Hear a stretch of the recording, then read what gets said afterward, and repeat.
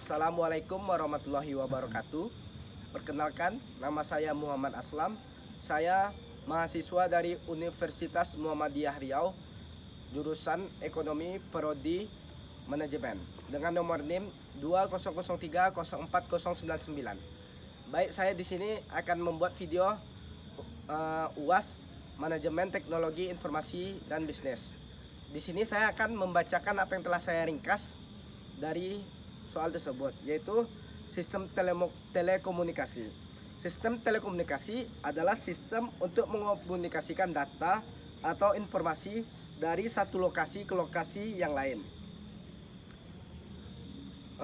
Fungsi dari telekomunikasi adalah untuk mengirim dan menerima data dari satu lokasi ke lokasi yang lain.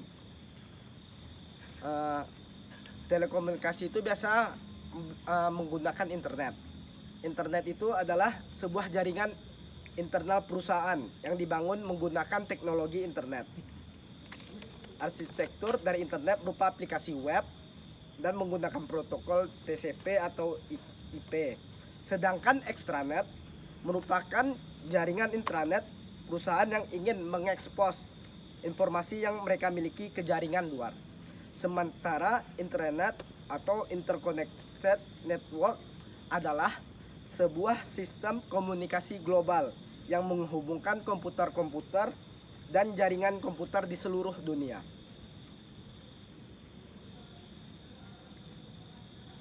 Baik, pengertian dari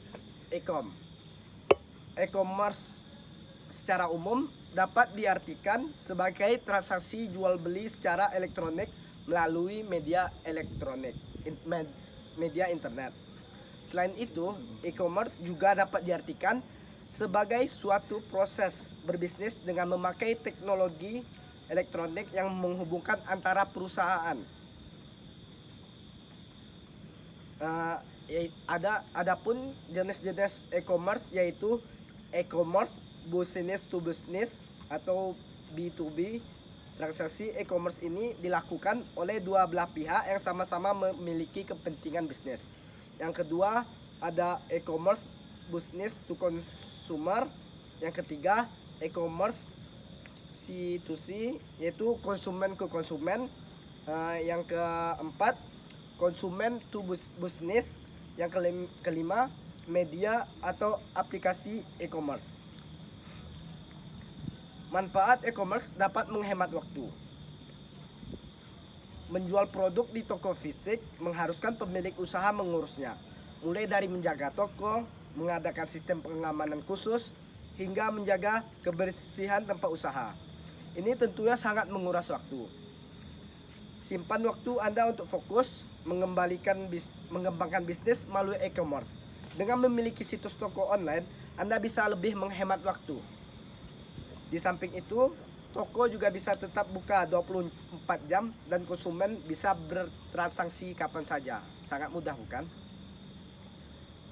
Yang kedua yaitu keuntungannya tidak memerlukan modal yang besar. Yaitu manfaat e-commerce lainnya yaitu tidak memerlukan modal yang besar, hanya dengan perangkat gadget serta koneksi internet. Anda tetap dapat melayani pesanan konsumen secara online. Yang ketiga yaitu keuntungannya fleksibilitas menjalankan bisnis, yaitu penjualan elektronik memungkinkan pelaku usaha menjalankan bisnisnya secara fleksibel. Fleksibilitas ini berkaitan dengan kegiatan bisnis yang bisa dilakukan di mana saja serta kapan saja.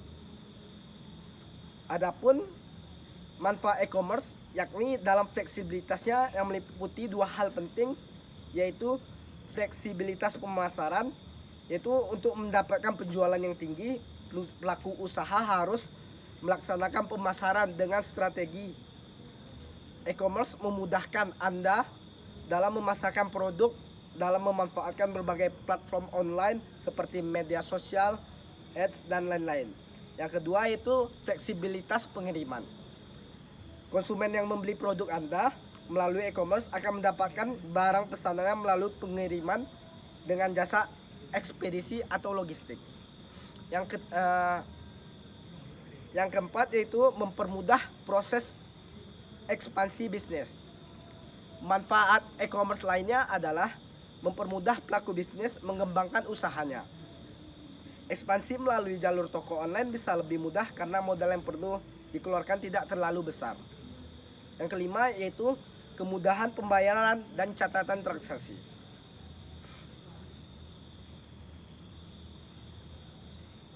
Di samping keuntungan-untungan, e-commerce juga memiliki batasan atau kekurangan, yaitu yang pertama dalam batasan teknis. Yang pertama yaitu kurangnya pengakuan standar secara universal untuk kualitas, keamanan, dan kehandalan. Yang kedua, bandwidth telekomunikasi yang tidak mencukupi. Yang ketiga, masih melibatkan tools pengembangan perangkat lunak. Yang keempat, memerlukan web server khusus sebagai tambahan untuk server jaringan.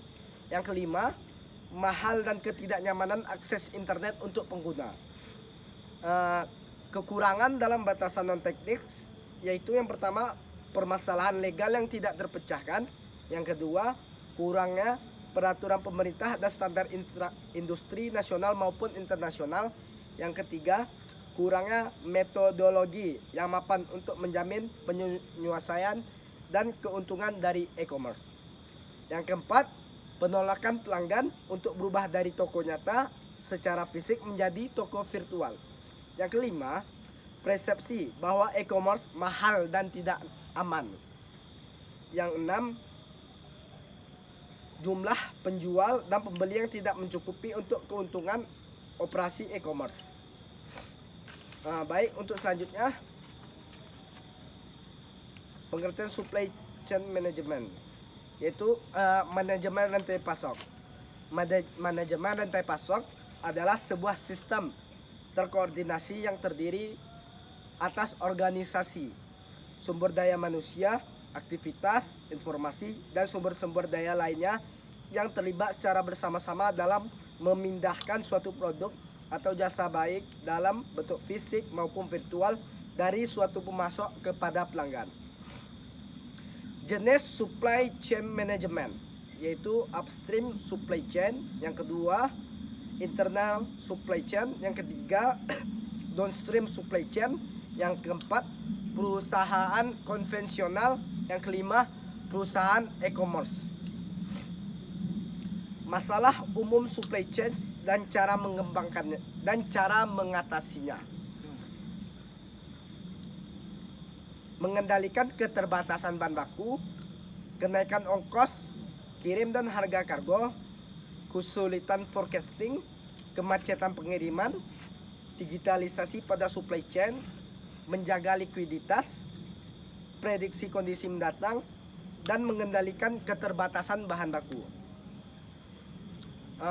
Lanjut, pengertian dari hak atas kekayaan intelektual.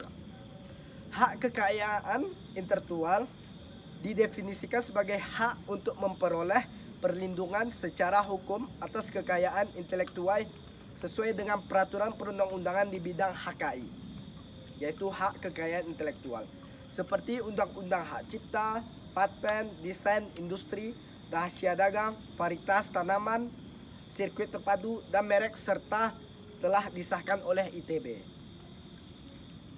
Sejarah perkembangan hak kekayaan intelektual. Secara historis, peraturan perundang-undangan di bidang HKI di Indonesia telah ada sejak tahun 1840-an. Pemerintah kolonial Belanda memperkenalkan undang-undang pertama mengenai perlindungan HKI pada tahun 1844. Manfaat HKI yaitu sebagai perlindungan hukum kepada pencipta, juga terhadap hasil cipta karya serta nilai ekonomis yang terkandung di dalamnya. Baik, hanya itu yang dapat saya sampaikan. Apabila ada materi yang kurang paham, saya minta maaf. Assalamualaikum warahmatullahi wabarakatuh.